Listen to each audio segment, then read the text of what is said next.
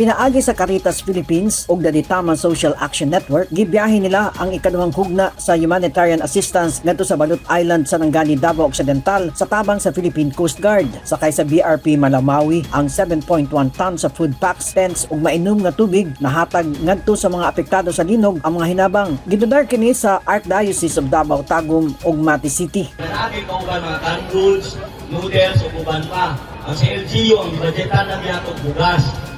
Gatusan ka mga apektado sa linog sa duha ka mga barangay sa munisipalidad sa Jose Abad Santos ang nahatdan og assistance sa lokal nga gobyerno kagahapon Hunyo 28, 2026. Labing naapektuhan sa linog ang Butulan nga daghang balay nga gipahapla sa linog. Nanguna sa distribusyon si Mayor Jason John Joyce ug mga opisyal sa munisipalidad. 803 ka households sa barangay Butulan ang nakabenepisyo sa ayuda ug 935 households sa barangay Balangonan. Ang gihatag nga ayuda gipanglangkuban sa bugas, tsapal, mainom nga tubig ug used clothings. Gipasabot sa LGU JAS ngadto sa katawhan nga magpadayon ang tabang hangtod nga makabarog sa hingpit ang mga apektadong pamilya. Peng Alinyo, Newsline Philippines. Stay safe.